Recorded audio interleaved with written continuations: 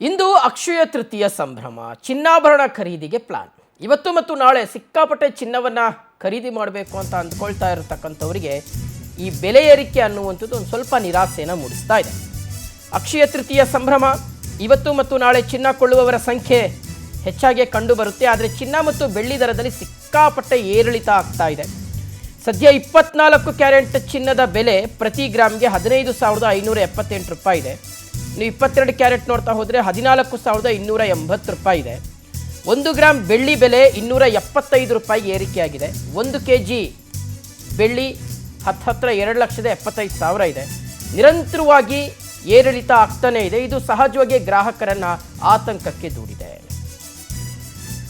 Okay, ಇದ್ರ ಬಗ್ಗೆ details ಕೊಡ್ತಾರೆ ನಮ್ಮ ಪ್ರತಿನಿಧಿ ಸುಷ್ಮಿತಾ. ಈಗ ಲೈವಲ್ಲಿ ಕನೆಕ್ಟ್ ಆಗ್ತಾ ಇರ್ತಕ್ಕಂಥದ್ದು. ಸುಷ್ಮಿತಾ, ಹೇಳಿ ಕೇಳಿ ಇವತ್ತು ಅಕ್ಷಯ ತೃತೀಯ. ಅಟ್ಲೀಸ್ಟ್ ಮನೆಗೆ 1 ಗ್ರಾಮ್ ಆದರೂ ಚಿನ್ನ ತರಬೇಕು ಅಂತ ಜನರು ಆಸೆ ಪಟ್ಕೊಂಡಿರ್ತಾರೆ. ಆದರೆ ಪಾಪ ಅವರ ಆಸೆ ಈಡೇರುತ್ತೋ ಇಲ್ವೋ ಗೊತ್ತಿಲ್ಲ, ಸಿಕ್ಕಾಪಟ್ಟೆ ರೇಟ್ ಜಾಸ್ತಿ ಆಗಿದೆ. ಏನು ಹೇಳ್ತಾ ಇದ್ದಾರೆ ಗ್ರಾಹಕರು, ಯಾವ ರೀತಿಯಾದಂತಹ ವ್ಯಾಪಾರ ವಹಿವಾಟು ನಡೀತಾ ಇದೆ ಇವತ್ತು ಅಂತ?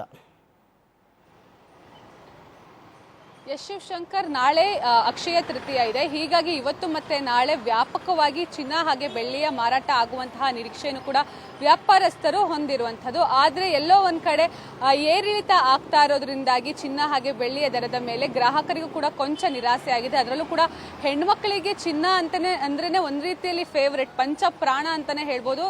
ಹೀಗಾಗಿ ಯಾವುದೇ ಒಂದು ಶುಭ ಸಮಾರಂಭ ಆಗಲಿ ಅದರಲ್ಲಿ ಚಿನ್ನವನ್ನ ಕೊಂಡ್ಕೊಳ್ತಾರೆ. ಆದ್ರೆ ಇವಾಗ ಅಕ್ಷಯ ತೃತೀಯ ಆಗಿರೋದ್ರಿಂದಾಗಿ ಗೋಲ್ಡ್ ಮೇಲೆ ಇನ್ವೆಸ್ಟ್ ಮಾಡ್ಲಿಕ್ಕೂ ಕೂಡ ಸ್ವಲ್ಪ ಕಷ್ಟ ಆಗಿದೆ. ಯಾಕಂತ ಹೇಳಿದ್ರೆ ನಾವು ಕಳೆದ 10 ದಿನದಿಂದಲೂ ನೋಡ್ತಾ ಹೋದ್ರೆ ಏರಿಳಿತ ಆಗ್ತಾನೆ ಇದೆ. ನಿನ್ನೆ ಮತ್ತೆ ಇವತ್ತು ಮಾರ್ಕೆಟ್ ಕ್ಲೋಸ್ ಆಗಿರೋದ್ರಿಂದಾಗಿ ಇವತ್ತು 22 ಕ್ಯಾರೆಟ್ ಗೋಲ್ಡ್ ಚಿನ್ನದ ಬೆಲೆ ಏನಿದೆ 1 ಗ್ರಾಮ್ಗೆ ಅದು 14,280 ಇದೆ. ಹಾಗೆ 24 ಕ್ಯಾರೆಟ್ ಗೋಲ್ಡ್ ರೇಟ್ ಏನಿದೆ ಅದು 15,500 ಚಿಲ್ಲರೆ ಇರುವಂತಹದ್ದು. ನಾಳೆ ಏನು ಮಾರ್ಕೆಟ್ ಮತ್ತೆ ಓಪನ್ ಆಗೋದ್ರಿಂದ 11 ಗಂಟೆಯ ಮೇಲೆ ಈ ಒಂದು ದರ ಏರಿಕೆ ಆಗುವಂತಹ ಸಾಧ್ಯತೆ ಇದೆ. ಯಾಕಂತ ಹೇಳಿದ್ರೆ ಅಂತಾರಾಷ್ಟ್ರೀಯ ಮಾರುಕಟ್ಟೆಯಲ್ಲಿ ಸಾಕಷ್ಟು ಬದಲಾವಣೆಗಳು ಆಗ್ತಾ ಇದೆ.